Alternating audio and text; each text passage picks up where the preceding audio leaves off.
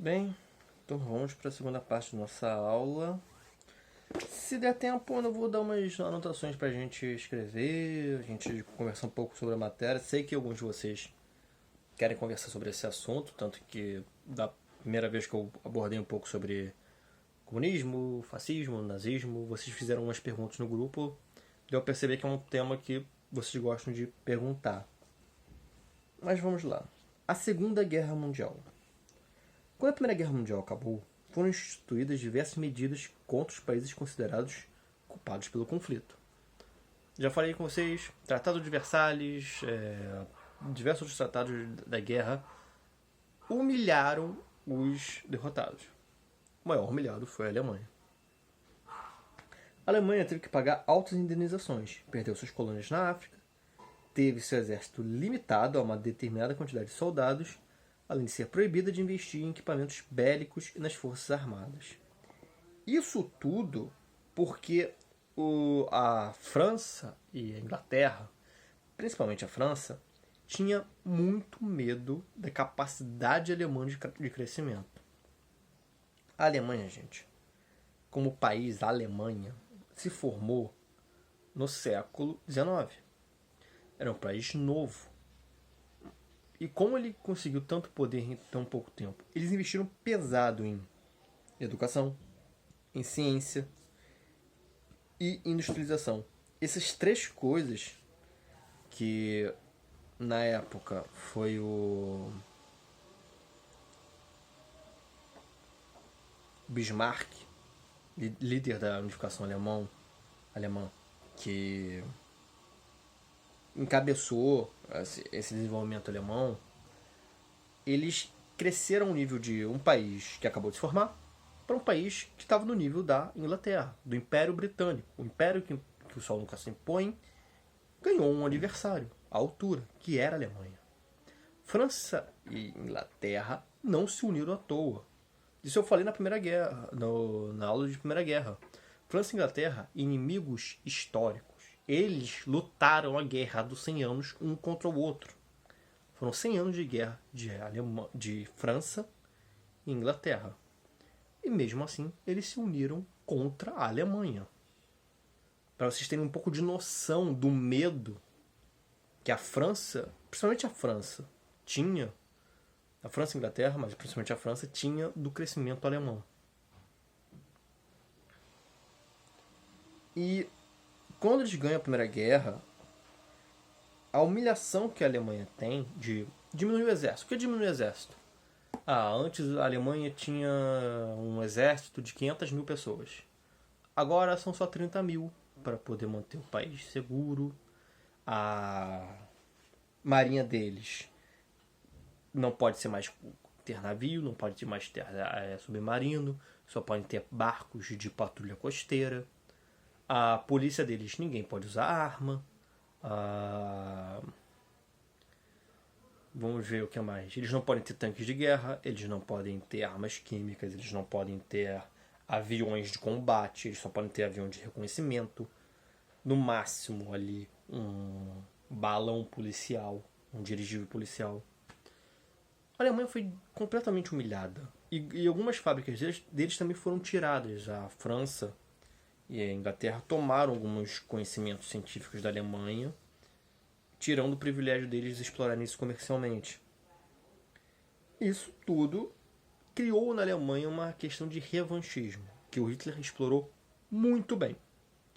Porque quando ele pegava, digamos, os judeus para botar a culpa, ele também falava: e não tenham dúvidas, esses judeus estão com a ajuda da França. Às vezes um alemão podia até estar meio inclinado a concordar com o Hitler. Mas ele não concordava porque o Hitler estava sendo muito agressivo. Mas quando ele falava, mas eles estão em conluio com a França, era complicado. Porque aquela geração de trabalhadores viveu a Primeira Guerra. Eles viram todo o horror da guerra e tinham um sentimento ruim contra os franceses. Então, ele movimentar isso dentro da Alemanha ajudou a até pegar quem estava em dúvida. Porque, digamos, o judeu, lógico, gente, o judeu é uma etnia. Dentro de uma etnia, tem pessoas que são boas e tem pessoas que são ruins. Qualquer uma. Então, lógico, tinha muito judeu que era bom. Podia ter um ou dois ali que eram ruins. Assim como tinha muito alemão que eram pessoas boas, tinha uma ou duas ali que eram ruins, como o Hitler. Mas o Hitler era muito sagaz na hora de usar as palavras. Ele tinha uma dialética boa. Então ele pegava a questão do judeu, ligava com a França, então ele ligava uma desconfiança, digamos assim, popular com os judeus a um ódio com os franceses. E aí acabou. A pessoa que estava numa situação ruim, de desespero, em dúvida, acabava indo para o lado do Hitler. Contudo, o governo nazista, liderado por Hitler, passou a respeitar as medidas instituídas pelo Tratado de Versalhes. Óbvio, ele não aceitava a derrota da Primeira Guerra porque ele ia respeitar os acordos. Ele não ia respeitar os acordos, de jeito nenhum. E aí vem uma parte meio feia da história.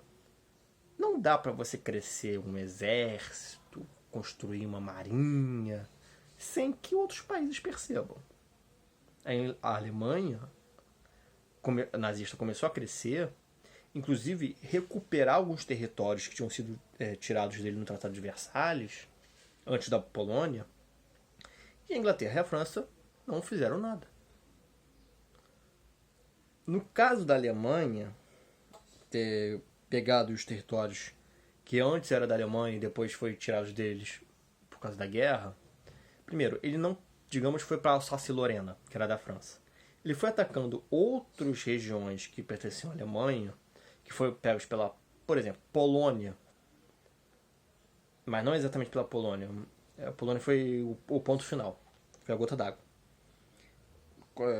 Por outros países ali pequenininhos, que alguns até se separaram da Alemanha e viraram um país. Aí o Hitler foi lá e pegou eles.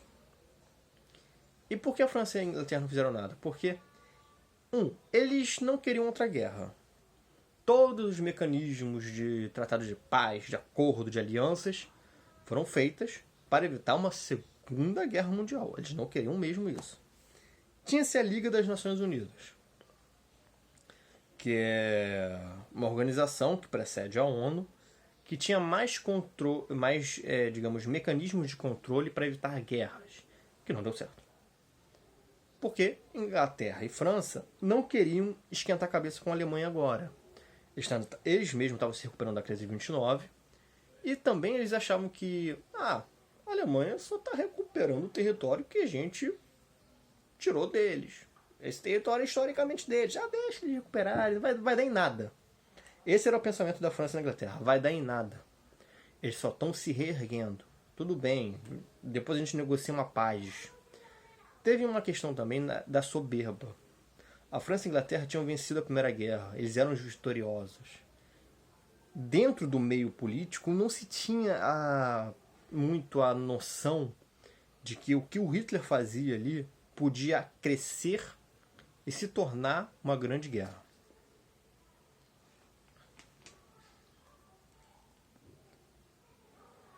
Fazia parte das propostas nazistas, por exemplo, a formação de um governo forte e militarista. Nazismo, a gente tem que pensar sempre. Nazismo é um tipo de fascismo com alguns pontos a mais, como o antissemitismo, as políticas de extermínio sistemático. O nazismo é um fascismo com coisinhas a mais. Então, ter um governo forte militar faz parte da característica do nazifascismo. O rearmamento alemão tornou-se uma obsessão para Hitler e seus seguidores. O nazismo adotou a política da manteiga e do canhão, como era chamada. Aumento na produção de alimentos e de armas. Por quê? Ele está alimentando alimento, ele quer alimentar a população. Tem isso, mas você não tem um exército forte se o exército passa fome. Aumentar a produção alimentícia também aumenta a capacidade de se manter um exército. Principalmente de armas. Construiu autoestradas, fortaleceu a indústria automobilística. Secretamente, tomaram-se medidas para modificar as cláusulas de não rearmamentos aceitas pelos delegados alemães em Versalhes. Versalhes é França. Ao mesmo tempo, os nazistas consolidavam, até com manobras policiais, seu comando sobre o exército, a burocracia e o judiciário. A palavra Führer passou a ser lei. O que acontece? Quando a gente fala aqui que ele construiu autoestradas, construir uma autoestrada você está aumentando a mobilidade dentro de uma cidade, de um país. No caso da autoestrada alemã, que são as Autobahns, é realmente uma autoestrada mesmo, uma autoestrada gigantesca, de grande velocidade de locomoção. Mas existe valor estratégico. Se você tem uma autoestrada, você consegue passar tropas motorizadas mais facilmente e com mais rapidez. Então, a autoestrada é estratégico. Ele foi fazendo, digamos, melhorias na sociedade alemã para que quem via na primeira vista, ele está desenvolvendo as cidades, a infraestrutura, ele está fazendo coisa boa. Mas, por trás, tinha um valor militar em tudo que ele estava fazendo. Indústria automobilista. Está produzindo carros. O Fusca, que a gente conhece, que é tão conhecido aqui no Brasil, é o, digamos, garoto propaganda das indústrias automobilísticas nazistas. O Fusca foi criado na Alemanha nazista, era o carro da Alemanha nazista, era o grande propaganda da Alemanha nazista, era o Fusca, que veio aqui para o Brasil depois de um tempo. Mas o Fusca, ele é um produto civil. Com a indústria automobilista, você pode criar dentro da fábrica também carros de combate. Você pode criar um Jeep para locomoção de oficiais. Você pode criar um caminhão militar. Você pode criar um tanque de guerra. Existe uma coisa que na guerra acontece, na guerra industrial, que é a indústria bélica, que é uma indústria para setor bélico, ou seja, criação de armas, munição, etc. Mas existe a ação de você transpor uma indústria de, digamos, têxtil para uma indústria militar. Em situações de guerra total que mobiliza todo um país, as indústrias civis, digamos, uma indústria que faz carro, vai começar a fazer automóveis de combate. Toda a indústria ela é modificada, ela é trazida para o meio militar, para produzir para os militares. Então, quando ele começa a impulsionar certas indústrias específicas, é porque ele sabia que quando ele fizesse uma guerra, elas iriam virar indústrias militares. E também, lógico, ele entrando no exército. Existe uma coisa que a gente tem que diferenciar aqui. Existe o exército alemão e o partido nazista. A cadeia de comando é diferente. Mas no fim, o exército alemão obedece ao Hitler. O Hitler, o que ele foi fazendo? Ele sabia que os militares eles podem ser de um partido. Eles podem votar, lógico, eles são cidadãos.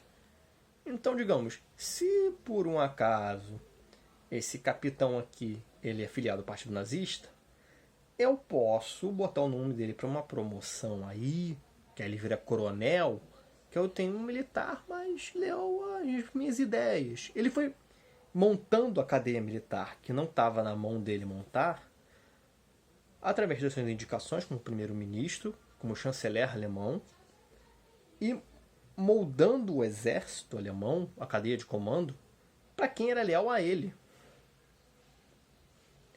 Ele foi muito...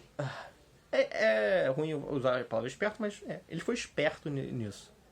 Ele viu quem estava politicamente dentro do exército aliado a ele e foi subindo esse pessoal. Assim como também foi no judiciário, com os juízes. Ele viu, esse juiz aí, ele gosta das minhas ideias. Vem aqui, vamos botar ele no Supremo Tribunal Alemão? Vamos subir ele, a importância dele. Ele é o homem, né? O Hitler, ele foi muito esperto em saber pegar a aliança de quem era leal a ele pela ideologia e subir em certos mecanismos de governo para, no fim, ele mandar em tudo. Porque uma pessoa que era fanática pelas ideias dele não ia dizer não a ele. Se ele tinha ali no controle do judiciário só juízes que eram malucos por ele, que gostavam das ideias dele, ele falava qualquer coisa e eles aceitavam. Se ele queria que, esse cara aqui, ele tá falando contra as minhas ideias, ele tá falando muito que eu vou perseguir e matar essas minorias. Eu não vou fazer isso, né? Ele ia fazer isso. Mas eu não vou fazer isso. Eu só quero que eles saibam o seu lugar, que os alemães têm um lugar deles de direito, mas eles vão viver. Uma mentira. Ele queria perseguir. Ele nunca deixou muito claro o extermínio. Isso ele falava mais para quem era da cadeia de comando. A gente tem documentos que falam que ele já planejava o extermínio há muito tempo. Mas para o grande público ele falava só que ia mandar os judeus, ciganos, muçulmanos para guetos, para afastar eles da civilização alemã. Eles iam produzir para a Alemanha, mas vão ficar na deles. Era essa a ideia do Hitler para a população geral. Mas não vamos cair muito nisso. Vamos seguir em frente. A busca pelo espaço vital. Se vocês pesquisarem em documentários, livros, esse espaço vital também pode vir como Lebensraum, que é em alemão um espaço vital. As ideias nazistas se baseavam na busca de um espaço vital para a Alemanha. Para os nazistas era fundamental que o país tivesse terras e recursos suficientes para promover seu crescimento e sua manutenção como potência mundial.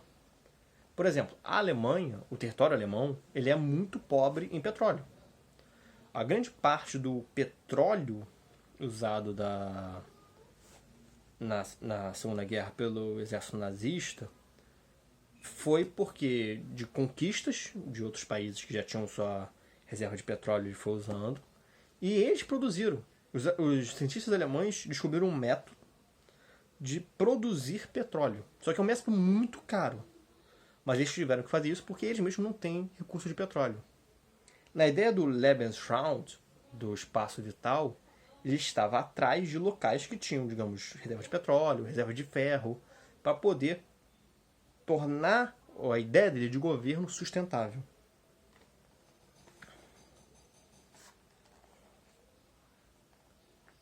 Assim, políticas de expansionismo territorial faziam parte das propostas de Hitler, que buscaria estabelecer esse espaço aos alemães.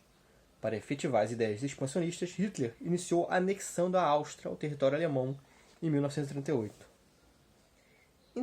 Na Áustria viviam muitas pessoas de origem alemã que acreditavam na proposta de crescimento e de melhora de vida. Aqui a gente tem tropas alemãs sendo saudadas pela população austríaca. Vou mostrar para vocês. Aqui embaixo. Mas por quê? O que é anexar? Anexar é um país chegar para o outro e falar: olha, aqui não dá, eu estou com muitos problemas, não consigo me recuperar, eu aceito que você, meu vizinho, me governe. A anexação, ela é escolha. Não é... Ali o livro bota como invasão, mas se o próprio povo decidiu se unir, é anexação. E no caso da Áustria, é uma questão até, digamos, cultural. A Áustria também é um povo germânico. Em alemão, o significado de Áustria é o Reich do Leste. Ou seja, eles são os alemães do leste. Eles não viam os austríacos como austríacos. Eles são parte da gente, só que eles vêm pra lá. Só isso.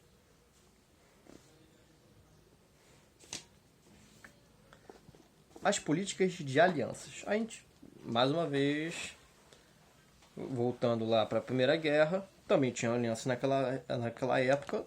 Lógico, iam ter nessa. A ideia de aliança é muito boa, porque as pessoas sabem que elas não podem lutar sozinhas contra o mundo.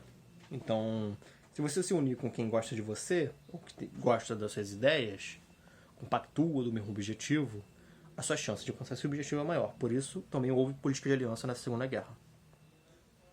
Na década de 1930, alguns operários europeus e pessoas das classes mais pobres passaram a considerar também as propostas comunistas como modo de superar os problemas sociais que atingiam as nações. Vamos lembrar, a crise de 29 é uma crise dentro de um país capitalista. A crise de 29 mancha a ideia de capitalismo no mundo. Então, as pessoas que estavam em situação de desespero começam a procurar outros meios de governo para elas. Uma foi o fascismo, a outra era o comunismo.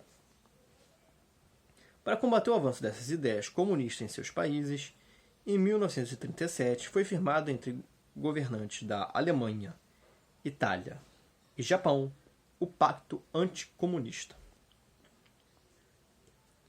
O fascismo, o nazifascismo, ele cresceu batendo em comunista. E é literal, não é... ele bateu porque ele foi ganhando discurso, não. Quando havia uma passeata fascista, sempre ia um grupo ali na frente para poder bater em quem, digamos, num grupo comunista que estava protestando contra. Acontecia isso mesmo, essa violência civil acontecia. Com a assinatura desse pacto de combate à perseguição aos comunistas, ocorreu a formação do eixo de aliança Roma, Berlim e Tóquio. Por que eixo? A ideia do eixo veio do Benito Mussolini, essa palavra. Porque ele via a aliança Itália, Alemanha e Japão. Itália, digamos, pega um mapa. Itália, Alemanha e Japão. Seria o eixo pelo qual o mundo circularia em volta. Essa era a ideia simbólica que eles queriam passar com essa aliança. Assim estava formado um importante tratado que poucos anos depois iria desempenhar um papel decisivo durante a Segunda Guerra Mundial. A princípio, o Pacto Anticomunista foi bem visto pelos países capitalistas, como Inglaterra, Estados Unidos e França, que também lutavam contra as propagações das ideias comunistas. Aí vem um ponto feio de se dizer da história dos aliados, é que eles viram, eles são contra os comunistas, que legal, né? Que tal a gente deixar eles baterem lá na União Soviética? Eles, alguma hora, vão ter que bater na União Soviética. E a gente só fica olhando. Aí resolve um problema pra gente. Eles realmente pensaram isso. Eles pensaram que se o Hitler fosse fazer uma guerra, ele não fazeria contra a França ou contra a Inglaterra, que são países capitalistas. Eles iriam fazer uma guerra contra os comunistas. Eles iam pra cima da União Soviética. Porque eles já perseguem os comunistas. Por que não fazer guerra contra o maior país comunista? Acabou não sendo assim. No início. Pacto de Aço. Outro pacto formado no final da década de 1930 foi o Pacto de Aço entre a Alemanha e Itália. As duas nações se propuseram a fornecer ajuda mútua em caso de conflitos internacionais. Para isso, asseguraram políticas de suporte e de colaboração militar em caso de guerra e de ameaças externas. É um pacto defensivo, se alguém te atacar, eu vou entrar em guerra contra esse alguém. Se alguém me atacar, você entra em guerra contra esse alguém. E assim a gente se ajuda. Aqui tem um cartão postal em homenagem ao Pacto de Aço.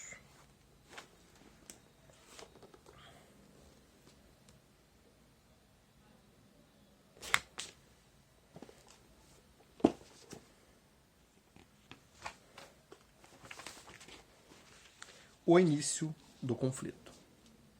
O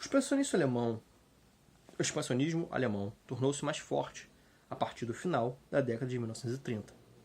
Além da Áustria, Hitler alegava que tinha direitos sobre os territórios conhecidos como Sudetos, pertencentes à Tchecoslováquia. Eu vou procurar um mapa que tem a Tchecoslováquia para mostrar para vocês.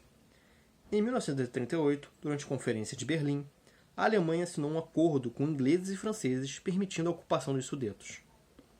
Ele sabia que, os Sudetos é um território maiorzinho, pertence a outro país, não quer ser anexado. Então ele chegou para a Alemanha e para a França, olha só, os Sudetos fazia parte da Alemanha. Se eu invadir, vocês declaram guerra? Aí a Alemanha e a França, não. Mas nisso, a Alemanha e a França já estavam começando a desconfiar, tanto que o Chamberlain, que é o primeiro-ministro inglês, ele tinha uma política de paz, tanto que o slogan dele era Peace in your time, paz para o nosso tempo. E ele não queria guerra, mas ele começou a armar a Inglaterra, porque ele começou a desconfiar das ações alemãs. É por isso que ele, nesse momento, não é contra, e aí a França vai junto com ele, não é contra. Porque eles estavam se rearmando.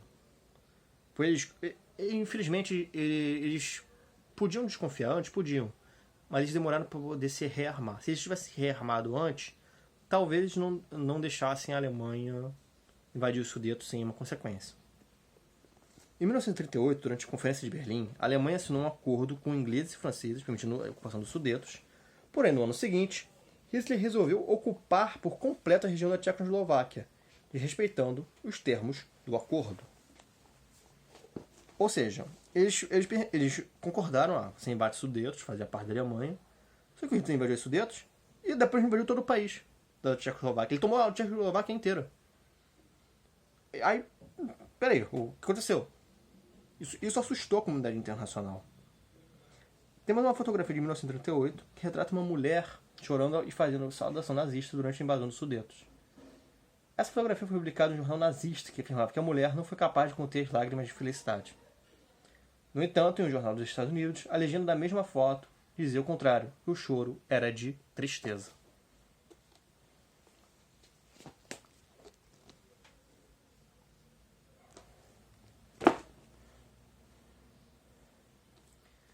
Naquele momento, entre alguns setores da população europeia, iniciou-se um movimento de crítica ao avanço nazista.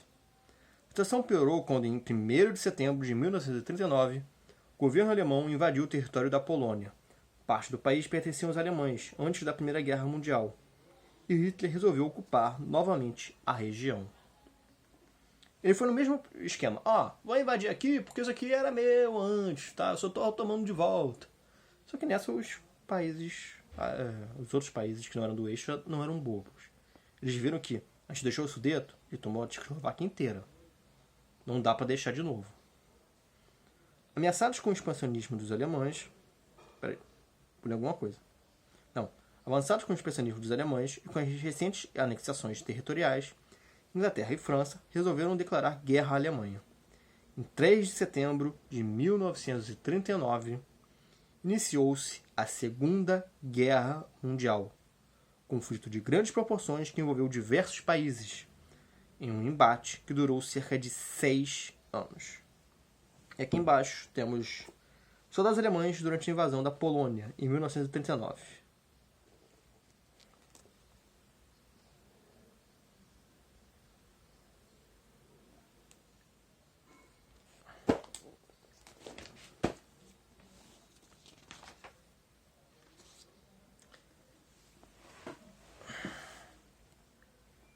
A fase de expansão nazista. Com a situação de guerra declarada, os primeiros passos dos alemães foram uma série de ataques navais na região norte em direção aos ingleses. Eles não tinham uma marinha forte como a Inglaterra, poucos países tinham, mas eles tinham submarinos muito bons. Então eles começaram a atacar para poder minar a força da Inglaterra. Entre os meses finais de 1939 e abril de 1940, as forças alemãs buscaram desestabilizar o comércio na região da Inglaterra para enfraquecer a economia dessa potência mundial. Mais ou menos a mesma ideia do bloqueio continental lá de Napoleão. Nesse primeiro período de guerra, as forças alemãs invadiram diversos países do norte europeu, como Dinamarca, Noruega, Holanda, Bélgica e Luxemburgo. Eu vou mostrar aqui para vocês o mapa. Em seguida, o foco alemão se voltou à França. Os franceses, a princípio, acreditavam que seu território estaria seguro, sob a proteção da linha Maginot. Vou explicar essa linha. Essa barreira continha muitas fortificações que lhe serviam como defesa e se estendia nas fronteiras entre Itália, Alemanha e França. Os nazistas, porém, contornaram a linha Maginot e atacaram a França pelo norte, em sua fronteira com a Bélgica. Observe o mapa a seguir os principais pontos de expansão dos nazistas nos primeiros anos do conflito. Essa é a fase que a Alemanha sai batendo em todo mundo. É a fase que, digamos, vem o mito da superioridade do exército alemão. Então, no primeiro momento eles atacaram Noruega, Dinamarca, para poder dali não vir um comércio ali por cima para a Inglaterra. Eles fecharam ali tentando fechar o Mar do Norte. Foram invadindo Dinamarca. A Polônia caiu rapidamente. Uma coisa importante de falar da Polônia é que os alemães eles fizeram um acordo com a União Soviética. eles chegaram para a União Soviética e falaram: olha, a gente vai fazer um acordo aqui de não agressão, aí a gente vai junto e invade a Polônia. Você invade da parte que você quer pegar, eu invado da parte que eu quero pegar. Por que ele fez isso? Porque ele sabia que se entrasse em guerra com a União Soviética assim, de cara, já que a França e a Inglaterra estavam não gostando mais deles, poderia significar a derrota alemã rápida. Então ele queria primeiro derrotar a França para depois se voltar contra a União Soviética. Em Rosa tem umas regiões que cooperaram com o exército alemão. Infelizmente, na época, tinha gente que apoiava eles em suas invasões. E as linhas são para onde o exército alemão foi caminhando na sua expansão. Em um momento, essas linhas aí significavam o domínio alemão por si só. E o que essa linha imaginou? Se lembra que a Primeira Guerra Mundial foi uma guerra de trincheiras? Quando a França ganhou ela, eles pensaram: vamos fazer uma linha de defesa que ninguém vai passar. Uma linha em um local montanhoso, que a gente pode botar grandes canhões, muitas armas, e vai ficar na nossa fronteira com a Alemanha e com a Itália. Essa era a linha, imaginou. Era uma grande linha de defesa. E na teoria, ela era realmente muito difícil de bater. Mas na prática, os alemães eles desenvolveram técnicas de combate rápido, que é a Blitzkrieg, que contornou a linha imaginou. Eles perceberam: olha só, bater aqui na fronteira com a França não vai dar, a gente vai perder muita gente. Então vamos fazer o seguinte: vamos dominar a Bélgica e dar a volta, que a gente pega eles dos dois lados, faz uma pinça. E foi assim que aconteceu. Os franceses não pensavam que a Bélgica ia cair tão rápido. A Bélgica caiu muito rápido. Aí eles foram, deram a volta. Nisso que deram a volta, a linha imaginou foi cercada dos dois lados e caiu. Após o contorno da linha imaginou, a França foi invadida pelas forças alemãs. O norte e o centro do país foram definitivamente ocupados pelos nazistas em 1940, enquanto o sul se concentrava um governo francês colaboracionista, que seguia ordens alemãs. A França caiu em muito pouco tempo. Para vocês terem ideia, os generais alemães mais otimistas achavam que a França ia ser dominada em 2, 3 meses. A França caiu em 3 semanas. Quase 3 semanas, não se completou 3 semanas. A derrota francesa foi muito rápido e isso mudou toda a cara da guerra. Porque assim os alemães puderam fazer uma grande hegemonia continental ali e forçar essa guerra por muito mais tempo. Tendo se estabelecido em grande parte nos territórios europeus, Hitler resolveu se voltar contra a Inglaterra. Para isso, empreendeu diversos ataques aéreos para enfraquecer suas defesas. Entre agosto de 1940 e junho de 1941, ocorreu uma série de bombardeios alemães às ilhas britânicas. Esse é o que a gente chama de Batalha da Inglaterra. A famosa Batalha da Inglaterra foi principalmente no ar, entre a RAF, a Real Força Aérea Inglesa, e a Força Aérea Alemã. Os ingleses, porém, resistiram aos ataques. Por quê? Você lembra que eu falei que o Chamberlain, ministro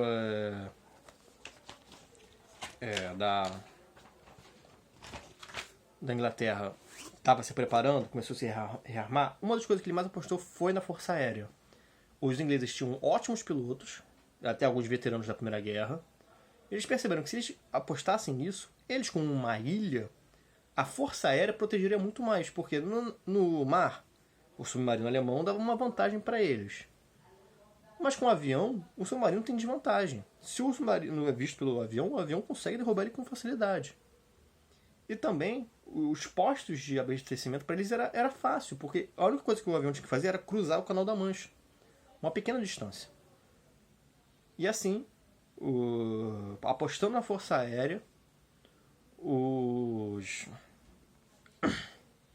a Inglaterra conseguiu fazer uma boa defesa da ilha. E não foi invadida por causa disso. A gente vai parar nossa aula por aqui. Vamos lá para o grupo. Eu quero conversar com vocês algumas outras coisinhas e passar algumas coisas para vocês anotarem. Mas é só isso, a gente para nossa aula na 323. Valeu, turma. Vamos lá para o grupo.